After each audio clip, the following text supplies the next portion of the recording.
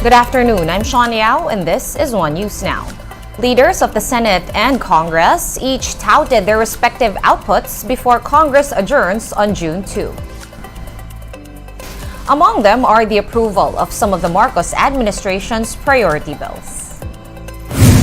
According to Senate President Mig Zubiri, Senate has approved a total of 6 measures that have been enacted into law. Aside from these, the Senate has passed 22 other bills that are now up for the President's signature. Zubiri also highlighted the Senate's passage of 8 out of the 42 priority measures.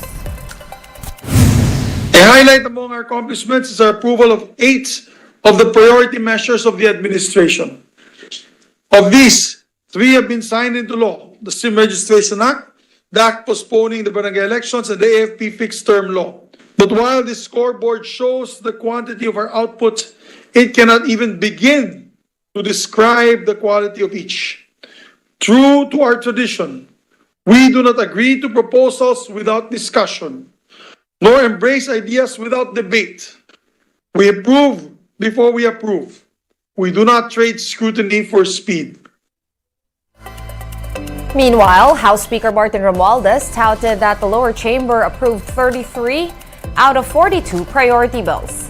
Given Congress's performance, Romualdez says that the public opinion of the House has been on the rise. With your incessant support, the House of Representatives has approved on third and final reading 33 out of the 42 priority measures listed in our common legislative agenda. Of the 33, the unity that we have shown in the performance of duty and our relentless action in keeping the legislative mill grinding to full efficiency are now reaping the fruits of our beloved institution. Public opinion on the performance and approval rating of the House of Representatives is fast reaching an all-time high. And speaking of the lower house, Congress has suspended Negros Oriental 3rd District Representative Arnie Teves for another 60 days. The lower chamber says this is because of Teves's continued disorderly behavior and absence. A House panel also passed a recommendation to remove Teves's membership from House committees. Teves sits as the vice chairperson of the House Committee on Games and Amusements and is also a member of the Committee on Legislative Franchises and the Nuclear Energy Committee. Lawmakers also believe that Teves's application for asylum in Timor-Leste goes to show that he has no plans of coming home. For this reason, House Speaker Romualdez says that Teves is tarnishing the reputation not only of Congress but the entire Philippine government. Hindi natin papayagan na sirain ni Juan ang integridad ng Kongreso. Walang personalan dito. Ginagawa lang natin ang sinumpan nating tungkulin at pangako sa sambayanan. And Malacanang says that one Japanese financial institution has expressed interest in the proposed Maharlika Investment Fund. According to the Presidential Communications Office, or PCO, the Japan Bank for International Cooperation chairman of the board, Tadashi Maeda, paid a courtesy call on President Bongbong Marcos on Wednesday. During the meeting, Maeda expressed interest in making partnership with the Philippines when it comes to the energy sector. Meanwhile, Marcos told the Japanese official that this is the kind of investment that the country needs right now. Former President Rodrigo Duterte has rejected calls for him to become a drug czar under the Marcos administration. The former president says that it doesn't seem right since there is a president duly elected, adding that it is now the duty of President Bongbong Marcos to enforce the law and solve crimes.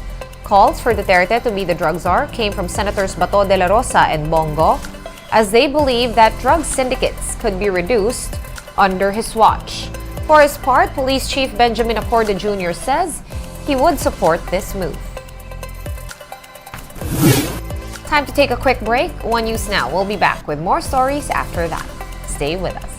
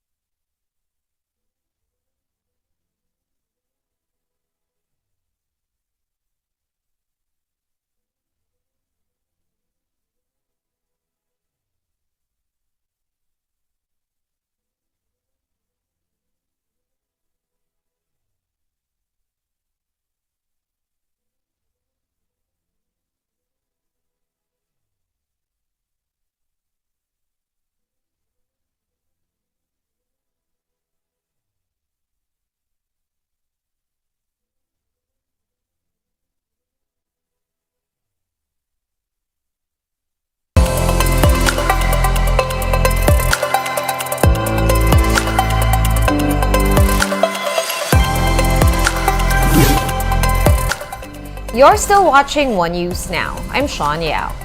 The Land Transportation Office has a new officer in charge in Hector Villacorta, who says that he is prioritizing overseas Filipino workers, or OFWs, to receive plastic driver's license cards. Villacorta explained that the paper-based license cards may not be accepted abroad. The LTO-OIC was also ordered by Transportation Secretary Jimmy Bautista to conduct physical and financial inventory during his first 15 days. Villacorta recently assumed the post today after J.R. Tugade resigned as LTO chief, citing differences with the Transportation Secretary. I would like to prioritize on license cards na dapat ibigay sa OFWs na kailangan ng lisensya. Otherwise, hindi mare-recognize yung papel abroad eh.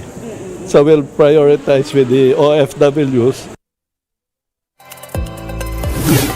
Let's now take a quick look at today's other top stories. The COVID-19 positivity rate in Metro Manila went down further to 21.2% over the last week. This is lower than the 25.2% recorded on May 21. Social Weather Station survey found that about 45% of Filipino adults believe that their quality of life will improve in the next 12 months.